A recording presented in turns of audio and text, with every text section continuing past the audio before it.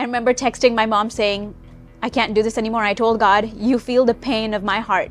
Me and my child are ruining this family. And I said, I know, my God, you're protective of me. You'll get me out of here. That was my last night. Behind the scenes of one of the largest Christian ministries, a fierce battle is raging, one that threatens to reshape everything the network was built upon. What drives a mother's fierce determination to block her own son's leadership? And how does this family conflict draw lines between legacy, loyalty, and dark allegations? A man who once held Joni Lamb as a newborn now finds himself at the center of a dramatic reversal that has left insiders shocked. What was once a cry for reconciliation quickly turned into denial, revealing the deeper struggle for control inside Daystar's silent corridors. The hidden blockade to Jonathan's leadership. At the heart of the Daystar controversy lies an invisible wall standing between Joni Lamb and the leadership role many say was rightfully his. Despite being the son of the network's founders and reportedly named as successor by both parents, Joni has faced persistent opposition that has kept him from stepping fully into this position. The pushback isn't rooted in simple family disagreements, but seems to be part of a carefully maintained strategy to sideline him entirely. This creates a deep paradox. The man most expected and prepared to lead is systematically excluded. What makes this blockade especially complex is the subtle interplay of power and influence operating behind closed doors. Jonathan's exclusion is not simply about personal animosity. It's tied to larger fears and stakes involving the survival of reputations and control over the ministry's future. The obstacles he faces are created through formal actions like board decisions, private conversations, and legal instruments that have quietly reshaped the leadership landscape. For those watching closely, the signs are clear, but cloaked in layers of corporate maneuvering. The origins of this resistance stretch back years, with moments that reveal growing tension between Joni and other key figures within Daystar. He has been described as unprepared in certain board meetings, even though this narrative conflicts sharply with his upbringing and the expectations set by his family legacy. The issue goes beyond mere readiness. It reflects a battle over who gets to hold the reins and whose vision for the ministry will prevail. Those involved have used everything from non-disclosure agreements to personnel appointments to reinforce the barriers keeping Joni at bay. What adds to the puzzle is the stark contrast between public messaging and the hidden realities. While Daystar projects unity and strength, inside there are fractures that threaten to alter the ministry's trajectory. Jonathan's supporters view him as the rightful heir to a legacy shaped by his parents' decades of work, while others appear determined to rewrite leadership succession quietly. This unresolved conflict is simmering beneath the surface, promising to erupt once the conditions align. The full dynamics remain concealed, waiting for the moment when the key players' intentions become unavoidable. Yet, the key to understanding these tensions lies not in the surface disputes, but in the deeper motivations driving them. Jonathan's path has been obstructed not only by those who doubt him, but by those fiercely defending their own positions and protecting other interests. This includes some who fear the consequences of Joni reclaiming influence, consequences that extend far beyond internal boardroom politics. The decision to hold him back represents a struggle over power, legacy, and a potential reckoning that could change everything. Despite the significance of the opposition, there has been little transparency or public explanation for Jonathan's sidelining. As observers sift through limited statements and occasional leaks, the complexity of the situation becomes even more apparent. Those blocking Jonathan's advancement wield authority quietly but effectively, controlling narratives and suppressing challenges. Their moves hint at a carefully orchestrated plan that prioritizes preservation of the current leadership structure over honoring prior commitments to Jonathan's involvement. Although these efforts are far from overt, their impact is undeniable. Jonathan's exclusion reverberates not only throughout Daystar's leadership circle, but also among its broader community of supporters and viewers. Many are left wondering how and why the rightful successor could be pushed aside, fueling speculation and concern. The situation raises difficult questions about accountability, transparency, and the very heart of leadership succession in a ministry that reaches millions. From hidden obstacles to personal shifts, the story now turns to the figure who has witnessed the Lamb family's journey firsthand and whose shifting loyalties have had a profound impact on Jonathan's fate. Tom Callender's shifting loyalties. Tom Callender is no ordinary board member. For 4 decades, he has been deeply woven into the fabric of the Lamb family and the Daystar ministry, tracing back to the very moment Joni Lamb entered the world. He stood at Marcus Lamb's deathbed and was present through pivotal family and ministry milestones. His unique proximity has given him extraordinary insight and influence, placing him at the center of both history and power struggles within Daystar. Despite this long-standing trust, Tom has not been a consistent supporter of Jonathan's leadership. Several moments reveal his sharp turn, from the man who once cradled Jonathan as an infant to one who told him, "You are in no way prepared to be a leader." His words go beyond assessment. At one point, he even compared Jonathan to the spirit of Ahab, a biblical symbol of rebellion and opposition. These harsh judgments contributed to the barriers Jonathan faced inside the organization. Tom's influence extended beyond words. He introduced the non-disclosure agreement that pressured Jonathan to sign or be stripped of his vice presidency, reinforcing the formal exclusion from leadership. Moreover, Tom exercised board authority in ways that tilted power, appointing a new board member mid-session during the conflict and approving questionable disbursements without oversight. Actions like unilaterally gifting ministry funds to Joni Lamb for her honeymoon reflect an embedding of trust and favoritism that further marginalized Jonathan. However, the most dramatic chapter in Tom's story came following Joni Lamb's death, when his loyalties appeared to waver under pressure. An anonymous source reached out to him, hoping to facilitate reconciliation between Jonathan and Susie Lamb ahead of the funeral. On that call, Tom reportedly broke down in tears, telling the source he had been waiting for the phone call and that Joni's latest wishes were for Jonathan to receive Daystar's leadership. His emotion revealed a man carrying a heavy secret, seemingly ready to honor the founder's last requests. Yet only 2 days later, Tom reversed course. He sent a text demanding a correction, denying he had shared any information about Joni's wishes. This sudden retreat stunned insiders and exposed a deeper force at play, one that pushed Tom to rescind his initial openness. The catalyst behind this reversal has been linked directly to Rachel Lamb Brown, a powerful figure whose influence has shaped Daystar's inner workings profoundly. Tom's vacillations reveal the intense pressures within the ministry's leadership circles, pressures that pit personal loyalty against organizational control.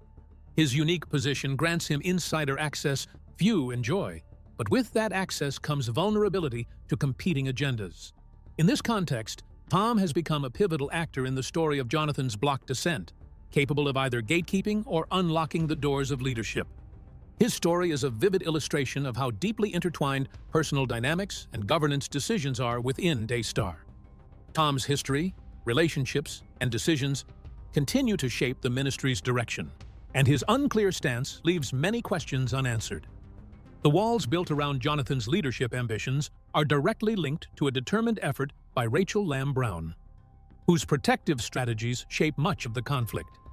Rachel Lamb's protective strategy. Rachel Lamb Brown's name rises repeatedly when tracing the forces working to exclude Jonathan from Daystar's leadership. Her resolve is not born out of sibling rivalry or family arguments, but out of a deep fear. Jonathan represents an existential threat, not only to the power Rachel has cultivated, but also to the safety of her husband, Joshua Brown, who faces serious accusations. This fear has driven Rachel's actions to systematically push Jonathan out of the ministry's inner circle. The core of Rachel's protective strategy centers on shielding Joshua Brown from potential accountability. Joshua faces allegations concerning their daughter, and although the case is currently closed, it remains open to future investigation if formal claims arise. Jonathan and Susie Lamb were the ones who brought these allegations forward, creating a fault line within the family. Rachel's maneuvering serves to maintain the status quo, where the case remains dormant, and Joshua's position secure. Her influence is not wielded alone. Rachel reached out to Tom Callender, a man with decades of authority and trust in the ministry, to shift his stance against Jonathan. His dramatic reversal from openly acknowledging Joni's last wishes to denying them appears to have been driven by pressure originating from Rachel. This move exemplifies how Rachel has skillfully used relationships and influence to reshape Daystar's leadership decision-making. Rachel also orchestrated a swift power consolidation shortly after Joni Lamb's death. Without public announcement, she and key allies gathered to claim leadership roles through a symbolic communion and laying on of hands. This ceremony provided a spiritual veneer to a tactical grab for power, excluding Jonathan entirely, despite his parents' reportedly clear succession plans. The implication is that Rachel is not just protecting a position, but actively constructing a new ruling structure. Her protective strategy extends beyond simply blocking Jonathan. It involves surrounding herself with loyal allies. Arnold Torres, known for advocating peace at any cost, and Steve Wilhite, previously a spokesperson for Joni, both aligned with Rachel, have been anointed to leadership roles. Together, they form a front that resists truth-seeking in favor of preserving existing power. This alliance demonstrates how Rachel's tactics ensure control stays within a trusted inner circle. Critics argue this approach sacrifices justice, transparency, and the ministry's original mission. The use of spiritual language to justify these moves has been challenged as a cover for self-interest and suppression of legitimate grievances. With the leadership circle realigned and power quietly seized, the story now turns to the events following Joni's death. The quiet power grab. After Joni's death, the days following Joni Lamb's passing were marked not by mourning alone, but by swift, decisive moves among those vying for control at Daystar. Without any public notice, a core group of individuals assembled to claim leadership at the ministry. This gathering included Rachel Lamb Brown, Arnold Torres, Steve Wilhite, Tom Callender, and Darius Johnston. What they did was more than a simple meeting. It was a symbolic act sealed by communion and the laying on of hands, traditionally sacred gestures in Christian leadership, now repurposed into a power statement. This small group committed to monthly communion services together, establishing themselves as a governing body. Such an act, while spiritual in appearance, served as a declaration of authority and unity among them. Notably absent was Jonathan Lamb, the founder's son, who many say was supposed to inherit the ministry's leadership. Even more conspicuous was the fact that Jonathan was not contacted or included, reinforcing the culture of exclusion that had shadowed him for years. The ceremony itself took on deep significance. By sharing communion and laying hands on one another, the group wrapped their authority in spiritual legitimacy, implying divine approval for their leadership. However, this move sparked criticism from observers who saw it as a deliberate tactic to cloak a corporate power grab in religious ritual. It was a moment where faith language intersected with political maneuvering, raising questions about accountability and true spiritual oversight. In the eyes of many, this newfound leadership represented a sharp departure from the intentions of Daystar's founders. Marcus and Joni Lamb had reportedly identified Jonathan as the successor, setting a clear vision for the ministry's future.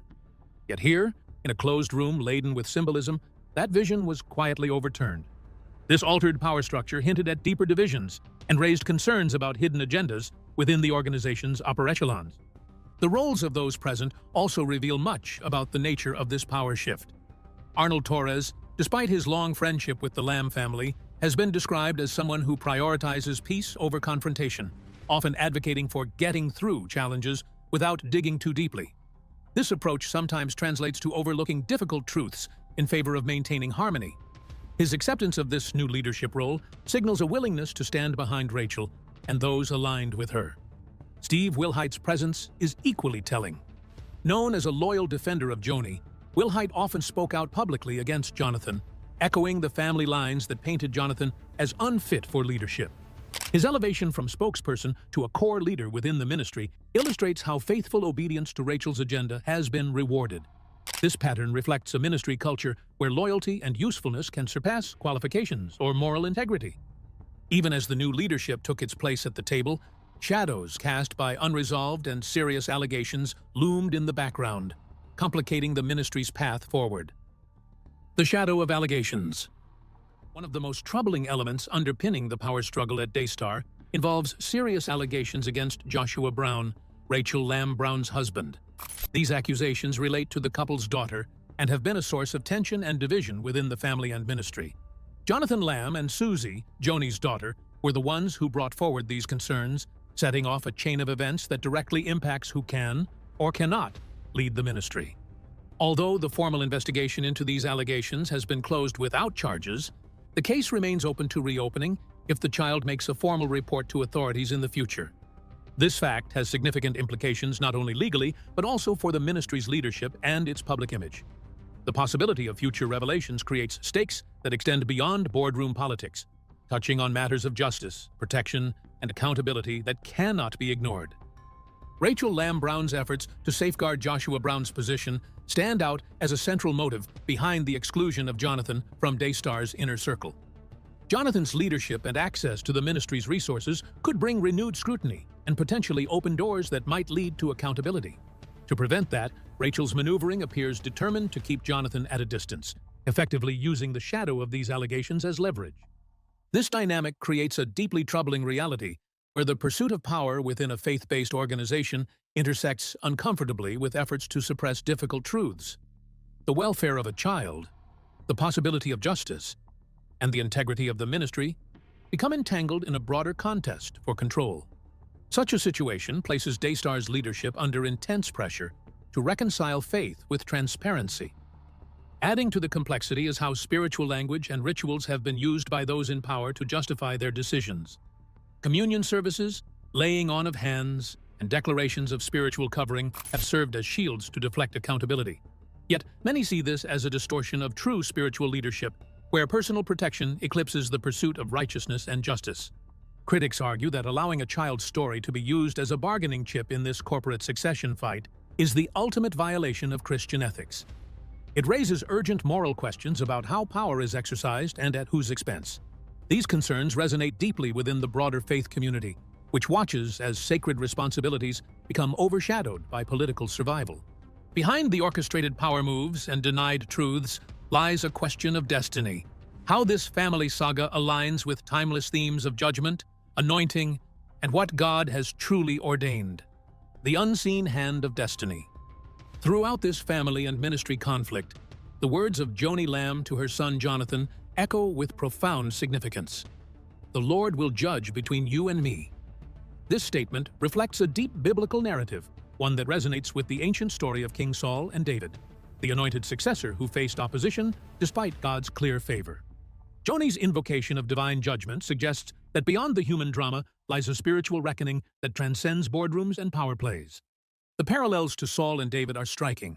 Saul, once king, spent his final years trying to destroy David, God's chosen heir. Yet, despite all opposition, David ultimately inherited the kingdom. This story reminds us that what God anoints cannot be permanently suppressed by mortal authority or personal agendas.